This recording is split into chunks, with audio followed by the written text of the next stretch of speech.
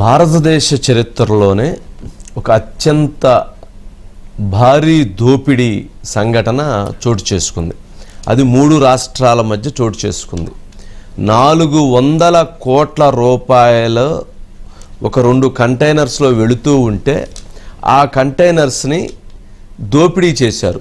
దోపిడీ చేయటం అంటే కంటైనర్స్ని ఎత్తుకొని వెళ్ళిపోయారు. ఇది గోవా, మహారాష్ట్ర, కర్ణాటక ఈ ప్రాంతాల్లో చోటు చేసుకుంది. 400 కోట్లు. ఇప్పుడు ఎవరైనా ఎక్కడైనా అటువంటి 2 కంటైనర్లు కనిపిస్తే అవి ఆంధ్రప్రదేశ్ బార్డర్లోకి వచ్చాయని లేదా ఫారెస్ట్లో ఉన్నాయని, అవి తిరుపతికి వెళుతున్నాయని, తిరుపతికి వస్తున్నాయనేటువంటి ఒక చర్చ కూడా జరుగుతూ ఉంది. కాబట్టి ఎక్కడైనా ఎవరికైనా 2 కంటైనర్లు దొరికితే అందుట్లో 400 కోట్ల రూపాయలు ఉన్నాయి, వెంటనే ఆపండి, వెంటనే పట్టుకోండి, వెంటనే ప్రభుత్వానికి తెలియజేయండి. ప్రభుత్వం కూడా మీకు భారీ నగదుని నజరానాని ఇవ్వటం జరుగుతుంది బహుమతిగా. ఎందుకంటే 400 కోట్ల రూపాయల విలువైనటువంటి డబ్బు మహారాష్ట్ర నాసిక్లో నుంచి బయలుదేరి అది వస్తూ ఉన్నటువంటి క్రమంలో అది కర్ణాటక సరిహద్దురైనటువంటి చర్లకొండ దగ్గర ఈ 400 కోట్ల రూపాయలు దాన్ని దోపిడీ చేశారట. అది దోపిడీ చేయటం అంటామా? దోపిడీ అంటే డబ్బులు ఎత్తుకొని పోవటం, కంటైనర్లు ఎత్తుకొని పోవటం. ఇది ఒక రకమైనటువంటి ఫస్ట్ టైం సినిమా ఇండస్ట్రీలో కూడా ఇటువంటి సినిమాని ఎవరు తీసి ఉండరు. ఒక సినిమా వచ్చింది సార్, దొంగ అది దొంగ అనేది 100 కోట్లు ఒక కంటైనరు. అది వాళ్ళిద్దరూ అనుకోకుండా దాంట్లో తీసుకెళ్లి అది నీళ్ళలో పట్టడం, తర్వాత ఏనుగులతో బయటికి తీసుకురావటం. ఇప్పుడు చిన్నతనంలో ఆ సినిమా చూసాను, దొంగ ఆ సాంగ్ కూడా బాగా ఫేమస్. వాళ్ళిద్దరు కూడా హీరోలు. అయితే దీంట్లో ఇదేంటంటే ఇదొక అసలు మరీ విచిత్రమైనటువంటిది, వైవిధ్యమైనటువంటిది. ఇటువంటి సంఘటన ఫస్ట్ టైం ఇండియాలో చోటు చేసుకుంది. అయితే ఈ 400 కోట్ల రూపాయలు ఇప్పుడు ఎక్కడున్నాయి? అసలు ఈ 400 కోట్ల రూపాయల్లో ఉంది 500 రూపాయల నోట్ల, లేకపోతే 2000 రూపాయల నోట్లు బ్యాన్ అయినటువంటి నోట్ల? అసలు ఎవరవి? బాధితుడు ఎవరు? ఎందుకు వచ్చి కంప్లైంట్ చేయలేదు? ఆ కంప్లైంట్ చేశారు. కంప్లైంట్ చేసిన వ్యక్తి బయట ఇంకా మాట్లాడాల. కంప్లైంట్ చేసిన వ్యక్తి యొక్క దగ్గర ఉన్నటువంటి ఆధారాలు ఏంటి? అవి 400 కోట్ల, 500 కోట్ల, 1000 కోట్ల? అసలు ఏంటి 1000 కోట్లు అనేది కూడా ఇంకో చర్చ ఉంది. కానీ 400 కోట్లు మాత్రమే దాంట్లో పడతాయి. కాబట్టి అది 400 కోట్లే అంటున్నారు. 500 రూపీస్ నోట్స్ అయితే. 2000 రూపాయల నోట్లు అయితే 1000 కోట్లు పట్టొచ్చట. అంటే దానికి ఒక ఫార్ములా ఉంది, ఏ కంటైనర్లు ఎంత పడతాయి అనేది. అంటే అది మనకు తెలియదు, ఇప్పుడు చెబుతుంటే తెలుస్తుంది. అయితే ఈ 400 కోట్ల రూపాయలకు సంబంధించినటువంటి దాంట్లో అంటే మనకు అందుతున్నటువంటి సమాచారం ప్రకారంగా గోవా, కర్ణాటక చర్లకొండల దగ్గర ఇది తస్కరించబడింది లేదా దోపిడీ చేయబడింది. దీని మీద కర్ణాటక హోంమంత్రి పరమేశ్వర్ స్పందించారు. ఎవరైతే బాధితులు ఫిర్యాదు చేస్తే దర్యాప్తు చేయడానికి సిద్ధంగా ఉన్నామని కర్ణాటక వాళ్ళు. కానీ ఇప్పటికే మహారాష్ట్ర నాసిక్లో దీని మీద ఎవరైతే సందీప్ దత్తా ఎవరైతే బాధితుడు కంప్లైంట్ ఇచ్చాడట, ఏమంటే మేము డబ్బులు తీసుకొని వెళ్తుంటే మమ్మల్ని కొట్టేసి మా డబ్బులు ఎత్తుకొని పోయారు. ఈ డబ్బులు తీసుకొని పోయినటువంటి వ్యక్తి విరాట్ గాంధీ అనేటువంటి వ్యక్తి, అతనితో పాటు జయేష్ కడాను, అట్లాగే విశాల్ నాయుడు, సునీల్, వీళ్ళు 6 ఉన్నారండి అని చెప్పారంట. విరాట్ గాంధీ అని అంటే అతను మహారాష్ట్రలోనే అత్యంత టాప్ హవాలా బిజినెస్ మ్యాన్. హవాలా అంటే డబ్బులు హవాలా చేసేటువంటి దాంట్లో హవాలా బిజినెస్ మ్యాన్ అట. అంటే దీంతో ఆ రాష్ట్ర ప్రభుత్వంలో ఉన్న ముఖ్యులు, ఈ రాష్ట్ర ప్రభుత్వంలో ఉన్నటువంటి ముఖ్యులు, అక్కడ మాఫియా, ఇక్కడ మాఫియా, అక్కడ దొంగలు, ఇక్కడ దొంగలు, అక్కడ దోపిడీదారులు, ఇక్కడ దోపిడీదారులు, అందరూ ఎంటైర్ ఎపిసోడ్లో ఇదేనండి. అంటే దొంగ డబ్బును దోచుకోవటానికి చాలా మందికి ఉత్సాహం ఉండిద్ది. అని దొంగ డబ్బే కదా, ఇదే కష్టపడి సంపాదించాడు, దోపిడీ డబ్బే కదా, దోచుకో అనే దాంట్లో మొత్తానికి ఇది ఎక్కడ జరిగిందో తెలియదు. కానీ ఇప్పుడు ఇది ట్విస్ట్గా మారింది. ఇది జరిగినటువంటి సంఘటన కూడా అది ఈ వారం రోజుల్లోనే, ఈ 3 రోజుల్లోనే జరగల. అక్టోబర్ 16వ తారీఖున 2025లో జరిగిందట. అంటే 3 నెలలు అయింది. కానీ ఇది 3 రోజుల నుంచి ఇష్యూ బయటకు వచ్చింది. ఎందుకు? కంప్లైంట్ ఇచ్చిన తర్వాత దీన్ని కాన్ఫిడెన్షియల్గా ఇన్వెస్టిగేషన్ చేసేటువంటి క్రమంలో ఎవరైతే దోపిడీ చేశారని చెప్పబడ్డారో వాళ్ళని ఇన్వెస్టిగేషన్ చేస్తే వాళ్ళు మాకేం తెలియదు అని చెప్పిన హైలీ ఇన్ఫ్లుయెన్స్డ్ పర్సన్స్ దీంట్లో ఇన్వాల్వ్ అయ్యి వాళ్ళని వదిలిపెట్టారట. ఇదేంటి నాయన అంటే వాళ్ళకి సంబంధం లేదని. అంటే ఎంత పెద్ద నెట్వర్క్ ఉంటే జరిగింది ఇది.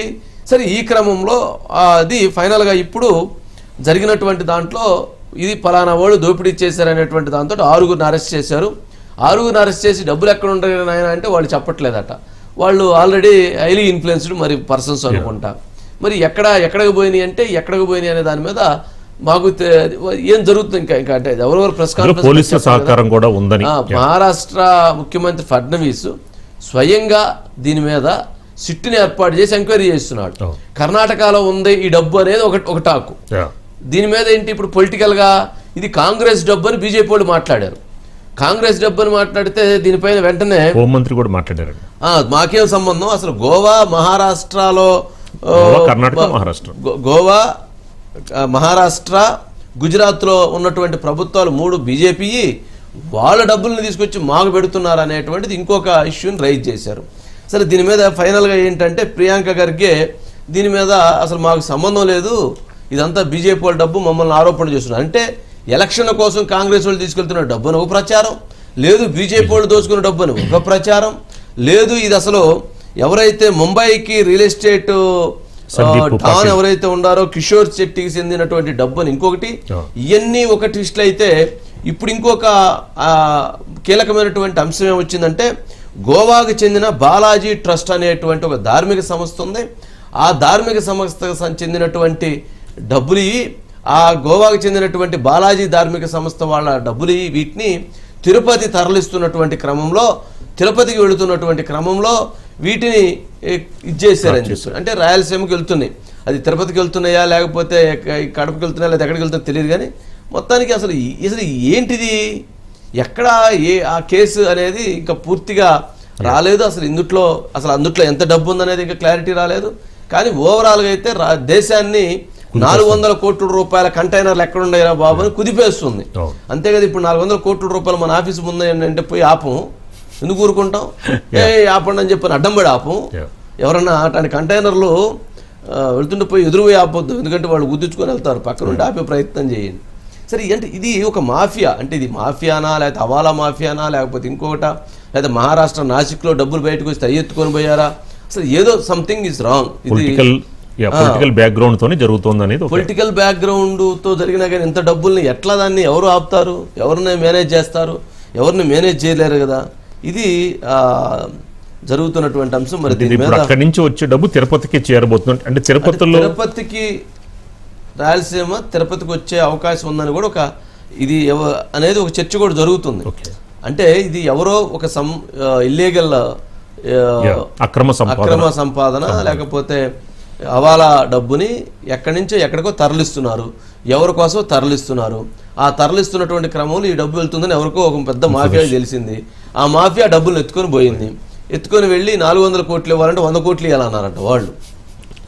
అసలు ఇది చూడండి, అది కోటిస్టు. అవును, 100 కోట్లు ఇవ్వాలన్నారంట. 400 కోట్లు దొరికిన తర్వాత 100 కోట్లు ఇస్తే కేసు లేకుండా పోయింది కదా. మరి 2000 రూపాయల నోట్లు అయితే అది ఇంకొక స్కీమ్ జరుగుతుంది. 2000 రూపాయల నోట్లు 400 కోట్లు, దాన్ని ఎవరికో 170 కోట్లకి దాన్ని మీరు ఎక్స్చేంజ్ చేసుకోండి, మీరు ఎక్కడో దగ్గర దాన్ని మార్చుకోండి అని చెప్పి ఇచ్చారంట. 2000 రూపాయల నోటు బ్యాన్ అయితే నెలకి తీసుకోవడానికి కూడా పనికిరాదు కదా 2000 రూపాయల నోటు. మరి దాన్ని ఏం చేయాలంటే ఆర్బీఐ కొన్నిటికి అనుమతి ఇచ్చిందని ఇప్పటికి కూడా కొన్నిటికి ఇంకా అనుమతి ఇచ్చింది. అంటే ఏదైనా బ్యాంకుల్లో వేసి దీన్ని ఏదో వ్యవహారం నడపాలని కొన్ని సంస్థలకి. ఇది ఓవరాల్ గా జరుగుతున్నటువంటి ఒక పెద్ద దేశంలో జరుగుతున్నటువంటి ఒక పెద్ద చర్చ. మరి ఎవరిది అసలు ఇంత డబ్బు, ఆ కంటైనర్లు ఎక్కడున్నాయి, ఏం చేస్తున్నాయి, ఎవరి దగ్గర ఉన్నాయి, ఎక్కడ పెట్టారు, ఎక్కడన్నా దాపెట్టారా లేకపోతే అసలు ఏం చేశారు అనేది అది మీకు చిన్న ఐటమ్ కాదు కదా సార్. కంటైనర్ అంటే చాలా పెద్ద ఐటమ్. అది ఇప్పుడు చూడాల్సిన అంశం. దీనిపైన బయట ఒకటి ఉంది సార్, ఒకసారి బయట మహారాష్ట్ర కర్ణాటక ಹೋಮಂತ್ರಿ ಪರಮೇಶ್ವರ್ ಸರ್. ಒಂದು ಗುಜರಾತ್ ಲಿಂಕ್ ಇದೆ, ಮಹಾರಾಷ್ಟ್ರ ಲಿಂಕ್ ಇದೆ, ಗೋವಾ ಲಿಂಕ್ ಇದೆ. ಮೂರರಲ್ಲೂ ಕೂಡ ಯಾರ ಸರ್ಕಾರ ಇರೋದು, let it come out to investigation. But ಈ ಸರ್ಕಾರಗಳು ಮಾಡ್ತಾ ಇರೋದೇನು ಬಿಜೆಪಿ ಸರ್ಕಾರಗಳಲ್ಲಿ, ಮತ್ತೆ ದೊಡ್ಡದಾಗಿ ಡಿಮಾನಿಟೈಸೇಷನ್ ಅಂತ ಒಂದು ದೊಡ್ಡ ಸ್ಲೋಗನ್ ಕೊಟ್ಟಿ ಪ್ರಧಾನ ಮಂತ್ರಿಗಳು ಎಲ್ಲ ಕಪ್ಪು ಹಣ ವಾಪಸ್ ಬಂದ್ಬಿಡ್ತು ಅದು ಇದು ಅಂತ ಎಲ್ಲ ಊರೆಲ್ಲ ಹೇಳ್ಕೊಂಡು ಓಡಾಡಿದ್ರಲ್ರಿ. ಎಲ್ಲಿಂದ ಬರ್ತಾ ಇದೆ? ಮತ್ತೆ ಬಿಜೆಪಿ ಕೆಲವು ನಮ್ಮ ಶಾಸಕರು ಇಲ್ಲಿನವರು ಕರ್ನಾಟಕದವರು ಇದು ತಿರುಪತಿಗೆ ಬ್ಲ್ಯಾಕ್ ಮನಿನ ವೈಟ್ ಮನಿ ಮಾಡಕ್ಕೆ ಹೋಗ್ತಾ ಇದ್ರು, ಚುನಾವಣೆಗೆ ಬಳಸಬೇಕಾಗಿದೆ ಅಂತ ಗೊತ್ತಿದೆ. ಅವ್ರಿಗೆ ಹೆಂಗ್ ಮಾಹಿತಿ ಇದೆ? ಅಥವಾ ಆಂಧ್ರಾಗ ಹೋಗ್ತಾ ಇದೆ, ಅಲ್ಲಿ ಯಾರ ಸರ್ಕಾರ ಇರೋದು? ಮತ್ತೆ ಇದು ಸ್ವಲ್ಪ ಈ ಪ್ರಶ್ನೆಗಳಿಗೆ ಉತ್ತರ ಕೊಡ್ಬೇಕಲ್ಲ ಕೇಂದ್ರ ಸರ್ಕಾರ. బ్లాక్ మనీని వైట్ మనీ చేయడానికి ఎవరు ఇదంతా కూడా వాళ్ళు కాకపోతే మాకేం సంబంధం, కంప్లైంట్ ఇస్తే మేము ఇచ్చేస్తాం. యాక్చువల్లీ మహారాష్ట్ర వాళ్ళు కర్ణాటక ప్రభుత్వాన్ని సహకరించమన్నారు. అయితే ఇది ఏదన్నా కొంచెం టెక్నికల్గా కర్ణాటకలో వచ్చింది కాబట్టి దీని ఏమన్నా ఎత్తుకొచ్చి లోపల పెట్టారు అనేది అదొక చర్చ. సరే ఏదైనా కానీ అది ఇప్పుడు అకౌంటబిలిటీ డబ్బు అయితే మీ డబ్బు అయితే మీ దగ్గర ఆధారాలు ఉంటే మీరు దాన్ని క్లెయిమ్ చేయాలి. అది అకౌంటబిలిటీ కానీ డబ్బు అయితే ఎవడు ఎత్తుకొని పోతే దాన్ని ఎవరు క్లెయిమ్ చేయాలి, ఎవరు దాని మీద కేసు పెట్టి ఎవరు దాన్ని తీసుకొచ్చాలి, తీసుకొచ్చిన తర్వాత నీకు చూపించాలంటే ఎక్కడి నుంచి వచ్చి నీ డబ్బులు అంటే నువ్వేం చెప్పాలి, ఇది ఒక బిగ్ క్వశ్చన్ కదా. అందుకని ఎవరికి వాళ్ళు దీన్ని చాలా జాగ్రత్తగా ఆపరేట్ చేయాలనేటువంటి ప్రయత్నం చేస్తూ ఉన్నారు. Madhu, good evening Madhu. ఏంటి మొత్తానికి 400 కోట్లు ఎక్కడ ఉన్నాయి, ఎక్కడికి ఎవరయ్యి, ఏంటి ఏమన్నా సమాచారం ఉందా ఏంటి? కరెక్ట్గా మనం ఈ వార్త చెప్తున్న టైంలోనే మన మహామ్యాక్స్ ఛానల్ ఉంది కదా సార్, ఆ ఛానల్లో ఒక పాట కూడా వచ్చింది సార్. ఖడ్గం సినిమాలో గోవిందా గోవిందా అని రవితేజ రాత్రికి రాత్రే నేను కోటీశ్వరుడు అయిపోవాలి అంటూ కూడా ఒక పాట పాడతారు సార్. అంటే ఆయనకు ఒక 100 కోట్లు 200 కోట్లు ఏమో కానీ మొత్తానికి అలా కావాలంటూ కూడా. సో అలా పాడుకొని ఈ దొంగలు బయలుదేరారా అనేటటువంటి డౌట్ అయితే వస్తుంది. ఈ 400 కోట్లు, ఈ 400 కోట్లు సార్ 500 నోట్లు ఉన్నాయా లేకపోతే 100 రూపాయల నోట్లు ఉన్నాయా తెలియదు కానీ ఆ నోట్లు మాత్రం కనిపించట్లేదు. నోట్లు ఉన్నాయి, 400 కోట్లు ఉన్నాయని చెప్తున్నప్పటికీ కానీ అవి ఎక్కడ ఉన్నాయి, ఎవరి దగ్గర ఉన్నాయి, ఆ మనీ ఎవరిది అనేది మాత్రం బయటికి రాదు.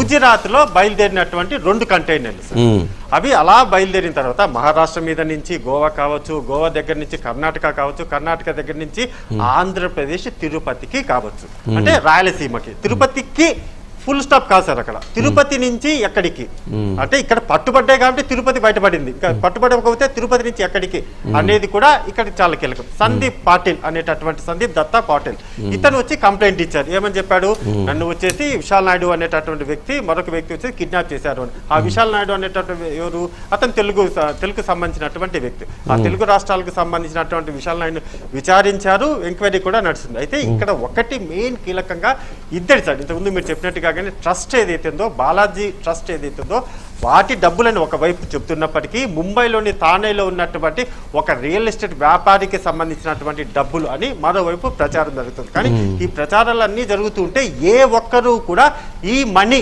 మాది అని క్లెయిమ్ చేయడానికైతే రావట్లేదు. అంటే సందీప్ దత్తా ఆల్రెడీ మహారాష్ట్రలో నాసిక్ లో కంప్లైంట్ ఇచ్చాడు కదా గూటీ పోలీస్ స్టేషన్ లో. అది కంప్లైంట్ ఏమని ఇచ్చాను సార్, నా మీద అటాక్ చేసి వీళ్ళు వచ్చేసి 2 కంటైనర్లను తీసుకెళ్లిపోయారు అనేటటువంటి విషయం చెప్తున్నారు. కానీ ఆ కంటైనర్ అతను ఉన్నాడా లేడా అనే విషయం చెప్పట్లేదు సార్. ఆ కంప్లైంట్ కి సంబంధించి నేను కూడా మొత్తం చూశాను. ఆ కంటైనర్ లో ఇతను ప్రయాణిస్తున్నాడా లేకపోతే అతని ముందు ఏదైనా వెహికల్ లో ఉన్నాడా అనే విషయాన్ని ఎక్కడ చూపించట్లేదు. అంటే టెక్నికల్ గా దీని అంతటి కేసులంతటి కూడా 400 కోట్లు ఉన్నటువంటి కంటైనర్, 2 కంటైనర్లు కంప్లైంట్ మాత్రమే వచ్చింది, అంతవరకు మాత్రమే వచ్చింది. కానీ 3 నెలల క్రితం జరిగినటువంటి దానిపైన ఇప్పుడు ఎందుకు కంప్లైంట్ ఇచ్చారు అంటే 6 డేస్ బ్యాక్ ఎందుకు కంప్లైంట్ ఇవ్వాల్సి వచ్చింది? ఆ ఎస్పీ వచ్చేసి ఎవరైతే ఉన్నారో, కర్ణాటక పరమేశ్వరన్ ఎవరైతే ఉన్నారో, ఆయన కూడా ఎవరైనా వచ్చి మా కంప్లైంట్ ఇస్తే మేము విచారణ జరుపుతామన్నారు. కానీ విచారణ జరిపారు. ఆ మొత్తం డబ్బులకు సంబంధించి లోపల ఏదో గూడు పుట్టాని అంటారు కదా, అదైతే జరుగుతుంది సార్. 400 కోట్లకు ఏదో ఉంది, ఆ 400 కోట్లకు సంబంధించి ఏదో గూడు పుటాని అయితే ఉంది.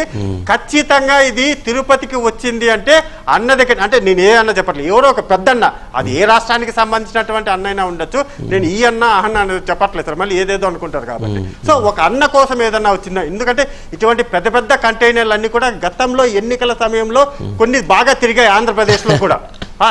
తిరిగిండట్లేదు సార్, నేను కాదనట్లేదు, కానీ తిరుగుతాయి కంటైనర్లు అయితే తిరుగుతాయి కాబట్టి. అంటే ఇప్పుడు అన్న కంటైనర్లతో పని ఏమన్నా, ఇంక ఇప్పుడు ఎలక్షన్లు లేవు కదా సార్, ఎక్కడ ఎలక్షన్ లేకపోవచ్చు, అంటే ఆంధ్రప్రదేశ్లో లేకపోవచ్చు, కానీ గతంలో వచ్చినటువంటి బ్లాక్ మనీని అంతటి కూడా ఇప్పుడు ఇచ్చి పుచ్చుకోవడాలు అంటారు కదా సార్. ఇప్పుడు అక్కడ ఎన్నికలకు ఇచ్చుకుంటే రేపు పొద్దున నాకు కూడా ఎన్నికలప్పుడు అప్పుడు పుచ్చుకోవచ్చు కదా, ఇచ్చి పుచ్చుకోవడాలు అంటారు కదా sir. Okay okay okay. So ఆ ఇచ్చి పుచ్చుకోవడంలో భాగంగానే ఇప్పుడు తిరుపతి టు వయా ఎక్కడికో తెలియదు సార్, నాకైతే తెలియదు, వయా ఎక్కడికైనా వెళ్ళిండొచ్చేమో. ఆ ఛాన్స్ ఉందా లేదా, ఎందుకంటే చాలా ఇంత పెద్దగా జరుగుతుంటే ఎవరు ఎక్కడా కూడా మాట్లాడడం లేదు అంటే సంథింగ్ రాంగ్ ఏదో ఉంది, అన్నేదన్నా దీని వెనక ఉన్నాడా అనే డౌట్ కూడా లేకపోలేదు సార్. రైట్. ఇందుట్లో అసలు విశాల్ నాయుడు ఎవరో తెలుగువాడు అంటున్నారు, ఎక్కడ ఇతను? ఎస్ సార్, ఈ విశాల్ నాయుడు అనే పర్సన్ ఎవరైతే ఉన్నారో ప్రధానంగా కూడా ఆంధ్రప్రదేశ్కి సంబంధించి, అంటే మనం ఉన్నటువంటి అక్కడ వస్తున్నటువంటి మొత్తం ఎంక్వైరీలలో చూస్తే ఆంధ్రప్రదేశ్కి సంబంధించినటువంటి వ్యక్తి సార్. ఇతన్ని ఎవరైతే ఉన్నారో ఇతను పోలీసులు అరెస్ట్ చేశారు. ఈ విశాల్ నాయుడు అనేటటువంటి పర్సన్ అయితే ఇతను అరెస్ట్ చేశారు, కానీ అతను అరెస్ట్ అయిన తర్వాత మళ్ళీ బయటికి వచ్చాడు అనేటటువంటి ప్రచారం జరుగుతుంది సార్. వదిలేశారు అతన్ని వదిలేశారు. ఆ వదిలేయడం వెనక ఉన్నటువంటి ట్విస్ట్ ఏంటి? ఒక్క విశాల్ నాయుడే కాదు సార్, దీని వెనక ఇంకా చాలా మంది పేర్లు కూడా వచ్చాయి. అంటే తెలుగు రాష్ట్రాలకు సంబంధించినటువంటి వాళ్ళు ఒకటి విశాల్ నాయుడు వచ్చినప్పటికీ కానీ విరాట్ గాంధీ అనేటటువంటి విరాట్ గాంధీ సార్, ఆ విరాట్ గాంధీ అనే అతను ఎవరైతే ఉన్నారో అతను కూడా చాలా కీలకం. అంటే తెలుగు రాష్ట్రాల వరకు వచ్చేంత, అంటే తిరుపతి వరకు వచ్చేంత వరకు కూడా వీళ్ళందరికీ అంటే నార్త్ ఇండియాకు సంబంధించినటువంటి బ్యాచ్ పనిచేయడం, తెలుగు రాష్ట్రం అంటే తిరుపతికి వచ్చిన తర్వాత విశాల్ నాయుడు ఎంటర్ అవ్వడం, ఇది సార్ లింకు. ఇక్కడ నుంచి టేక్ ఓవర్ చేసుకోవడం అనేటటువంటి ప్రాసెస్ అంతా కూడా ఈ విశాల్ నాయుడు. మరి ఈ విశాల్ నాయుడు ఎవరు, ఇదంతా కూడా ఇదైతే బయటికి రావాలి సార్, వస్తుందో లేదో చూడాలి. సరే అయితే ఓకే మధు, చూద్దాం. నెక్స్ట్ అండి, కాస్టింగ్ కోచ్ పై చిరు మందలింపు.